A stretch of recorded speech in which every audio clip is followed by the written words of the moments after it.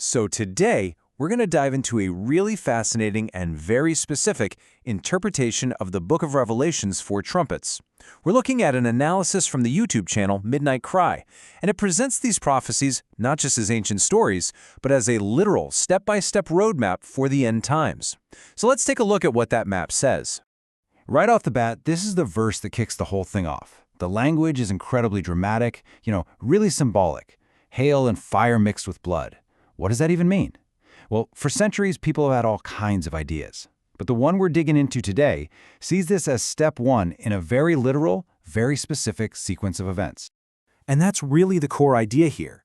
The source material we're looking at says this isn't some ancient allegory you're supposed to interpret loosely. No, it's a literal forecast, a chain of events where each one is like a domino that absolutely must fall in a specific order to knock over the next one. So what is that sequence? What's the order of events? According to this interpretation, these trumpets aren't just random plagues or disasters. They are distinct, interconnected phases in a larger plan. And to really get it, we first have to understand the timeline they're supposed to operate in. All right, first up, the blueprint. Before we can even talk about the trumpets themselves, we need to look at the framework, the timeline that this whole prophecy supposedly fits into. And that framework is built around a period called the 7-year tribulation. The source we're looking at defines this as the final, climactic 7 years of our current age, a time of just massive upheaval and judgment on a global scale. Now, what's really crucial to this whole interpretation is that this 7-year period is sliced right down the middle. You've got two halves, each one lasting 3.5 years. And this division is absolutely key to understanding when certain events are predicted to happen. Okay, let's get into it. Trumpet number 1, the Antichrist's rise. The source argues that this first trumpet blast isn't a natural disaster at all. Instead, it signals the arrival of a single, incredibly powerful global figure. Remember this verse? Hail and fire mixed with blood.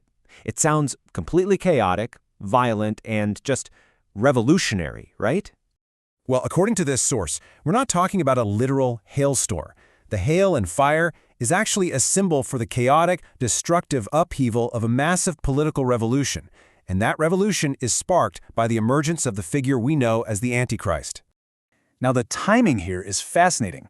This figure, this charismatic leader who ultimately sets himself against God, doesn't just pop up in the middle of all the chaos.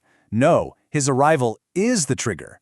He appears on the world stage before that 7-year clock even starts ticking.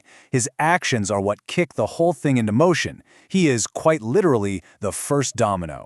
Okay, so that brings us to the second trumpet, and we can see how this all starts to build. This new revolutionary leader, he doesn't act alone. This next event is what gives him his massive global power base. Again, the imagery here is just huge, right? A giant, burning mountain crashing into the ocean. And, just like before, the interpretation we're examining sees this as deeply symbolic. So, what is this burning mountain? Well, the source argues it's not a meteor or an asteroid. It's a symbol for a massive political entity, a powerful confederation of 10 nations that just erupts onto the world stage as a single dominant force. They call this alliance the 10 Horns. The source suggests it's going to come out of Europe, which it sees as the modern-day successor to the old Roman Empire.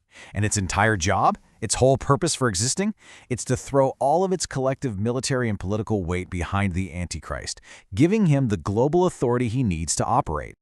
So let's just pause for a second and connect the dots here. The first trumpet is a revolutionary leader. The second trumpet is a powerful military alliance to back that leader up.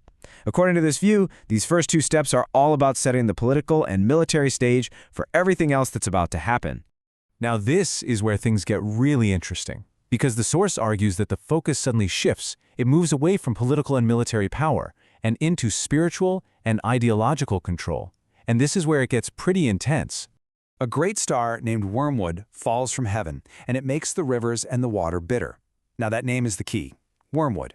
It's an ancient symbol for poison, for bitterness, for something that corrupts. And this slide lays out the interpretation perfectly. The source argues wormwood isn't a physical object from space. It's a corrupt, global religious system. Its whole purpose is to poison the waters of spiritual truth, turning things like faith and guidance into something bitter, something destructive that leads people astray. So, what's the goal of this whole wormwood system? Well, it's pretty clear. First, you corrupt the world's religions from the inside. Then you create total spiritual confusion and disillusionment. And what's the end game? You channel all that worship, all that devotion, straight to the Antichrist, effectively turning him into a god on earth. And this, of course, leads directly to the fourth trumpet. The source presents this not as some brand new event, but as the direct, inevitable consequence of Wormwood's spiritual poisoning.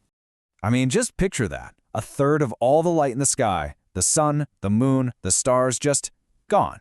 It's a vision of this creeping, unnatural darkness taking over everything. And again, the interpretation here is that this isn't about astronomy. It's a metaphor for the ultimate result of those first three trumpets, a spiritual dark age. With all the spiritual truth poisoned by wormwood, the world is plunged into a profound moral and spiritual darkness. So when you put it all together, the crucial takeaway from this interpretation is that these are not random, isolated disasters. They are a deliberate, interlocking chain reaction, designed from the start to consolidate power on a global scale. Let's just run through that sequence one more time. Step 1, you get the political figure. Step 2, you get the military alliance to back him. Step 3, you get the religious system to make him a god. And step 4, you get the result, a world consumed by spiritual darkness. It's presented as a complete strategy for a global takeover, moving methodically from politics to spirituality. And that leaves us with one massive question, doesn't it? According to the framework we've just explored, these first four trumpets are just the beginning. They're just setting the stage. So if this interpretation is the map, what's the final destination?